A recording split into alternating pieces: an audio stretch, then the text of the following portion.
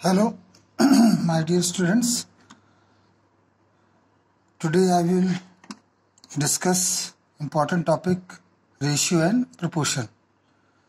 Ratio बड़ा common सा term है, हम जनरली सुनते आते हैं रेशियो, लेकिन इन रियल में रेशियो एग्जैक्टली क्या होता है आज हम लोग जानेंगे।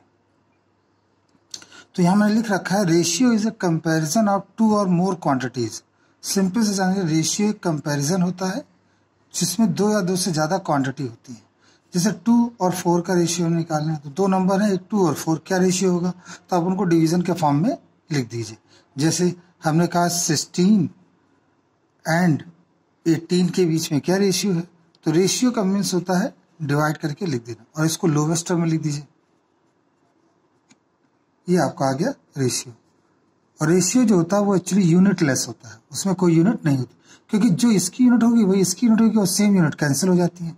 तो इसके लिए जरूरी ये है कि रेशियो के लिए जरूरी ये है, वेरी इंपॉर्टेंट, कि numbers should be same units. तो देखिए वही लिखा है, ratio is the comparison of 2 और more quantities of same unit and same kind means same unit. ये जो हमने सेम काइंड बोला है, सेम काइंड का मतलब हो गया सेम यूनिट। मोटे तौर पर इतना जानिए कि रेशियो हम उसका निकाल सकते हैं, उन नंबरों को सॉल्व कर सकते हैं जिनका सेम यूनिट होता है। जैसे किलोग्राम का किलोग्राम के साथ यूनिट रेशियो निकाल सकते हैं, नंबर ऑफ पीपल का नंबर ऑफ पीपल के साथ रेशियो निकाल सकते हैं, नंबर ऑफ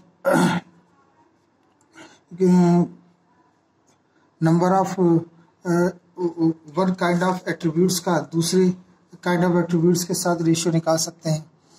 मीन्स ये कि जैसे इनकम हुई, इनकम और एक्सपेंडिचर में रेशियो निकाला जा सकता है। क्यों? क्योंकि इनकम की यूनिट क्या होती है, रुपीज, और एक्सपेंडिचर की भी यूनिट क्या होती है, रुपीज।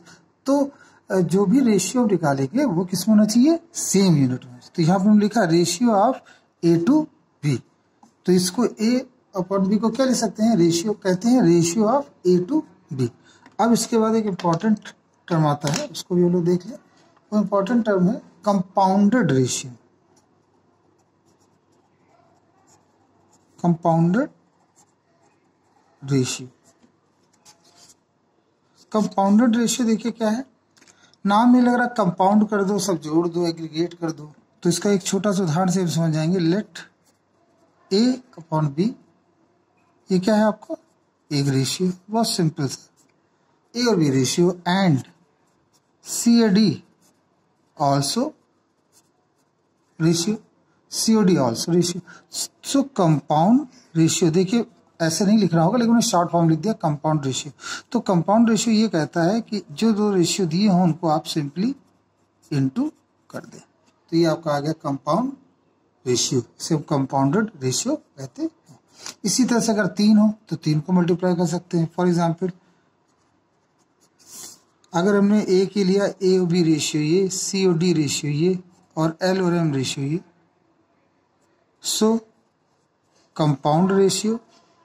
तो सिंपल सा कंपाउंड रेशियो में क्या होता है, सारे रेशियो को आप सिंपली मल्टीप्लाई कर दीजिए, तो यह आ जाएगा ACL डिवाइडेड बाई BD, ये आपका हो गया कंपाउंड रेशियो। तो आप देख पा रहे हैं कितना आसान है कंपाउंड रेशियो। अब इसी में कुछ रेशियो की प्रॉपर्टी में आ जाता है, एक आ जाता है इसमें डुप्लीकेट रेशियो।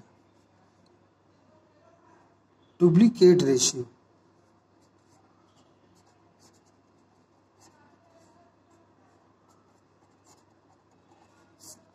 डुप्लीकेट रेशियो का क्या मतलब है, तो बहुत सिंपल सा, late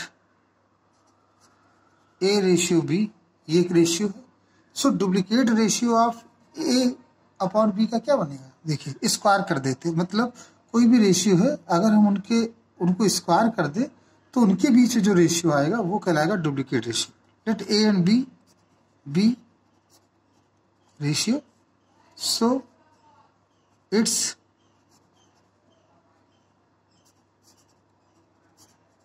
duplicate ratio equal to A square upon B square. बहुत सिंपल से, A स्क्वायर अपॉन। अब इसी में पूछूं ट्रिप्लीकेट रेशियो, इसी का ही में, इट्स ट्रिप्लीकेट रेशियो। तो ट्रिप्लीकेट में क्या हो जाएगा, क्यूब हो जाएगा, बहुत ही आसान है। डुप्लीकेट जैसे कहीं आपको एग्जाम्पल में समझ लीजिए 2/3 कहीं दे रखा है, अब पूछा जाए इसका फाइंड आउट डुप्लीकेट रेशियो और डुप्लीकेट रेशियो, ये बच्चों वहाँ पर पूरी फुल फॉर्म लिखिएगा, ठीक है। मैंने ये शॉर्टकट में लिखा है, लेकिन आपको वहाँ पर it should be written in complete word. तो DR कितना हो जाएगा 4/9 और TR हो जाएगा 8/27, ये आपको बना। तो कुल मिला के हम ये कह सकते हैं ये बहुत ही सिंपल है, टर्म्स हैं छोटे छोटे जो याद रखने हैं। भले एग्जाम में क्वेश्चन नहीं पूछे जाते हैं, बट एक बुक में है तो आपको नॉलेज तो इनकी रखनी चाहिए। तो डुप्लीकेट रेशियो ये हो गया। अब इसी में अगर कोई डुप्लीकेट रेशियो ये है और मैं पूछूं सब डुप्लीकेट रेशियो बताओ, सब एक वर्ड आ जाता है, let A1 be a ratio, so it's sub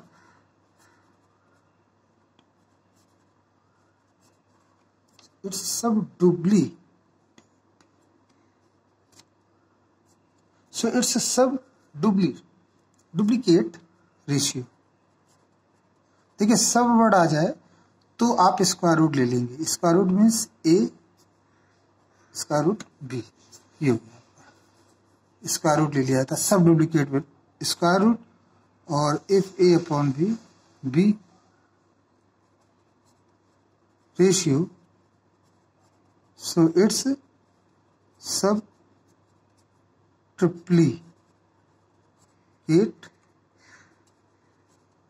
ratio. इसका जो ट्रिप्लीकेट रेशियो होगा वो सिंपल सा हो जाएगा A और यहाँ पर हम 3 लिख देते हैं, फिर इसी तरह से B और यहाँ पर हम 3 लिख देते हैं।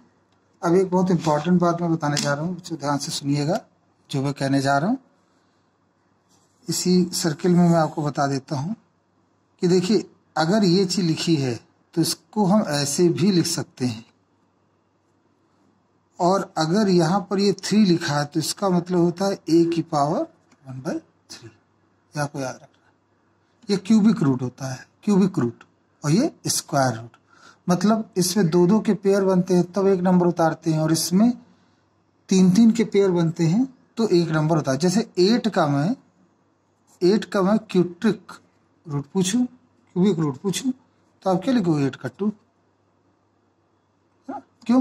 क्योंकि 8 को हम क्या लिख सकते हैं 2 × 2 × 2, और जब 8 को हम 2 × 2 × 2 लिख सकते हैं तो फिर वो कहलाता है हमारा क्यूबिक फॉर्म या क्यूबिक रिजल्ट। एक और इसमें छोटा सा पहले ही बता चुका, एक बार बता दे चुका, अगर कोई रूट नंबर है और दूसरा सेम रूट नंबर है तो डायरेक्ट सॉल्व करने पर वो रूट कैंसिल हो जाता है।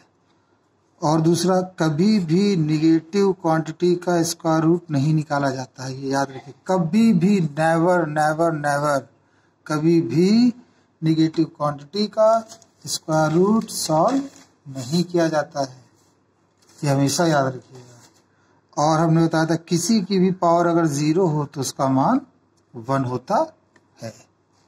तो आज मैंने ये रेशियो प्रोपोर्शन के बारे में आपको कुछ आइडिया दिया, जिसमें हमने कंपाउंड रेशियो के बारे में बताया, डुप्लीकेट रेशियो के बारे में बताया, और फिर हमने इसी में डुप्लीकेट ट्रिप्लीकेट रेशियो के बारे में बताया, फिर हमने सब डुप्लीकेट और सब ट्रिप्लीकेट रेशियो के बारे में भी डिस्कशन किया।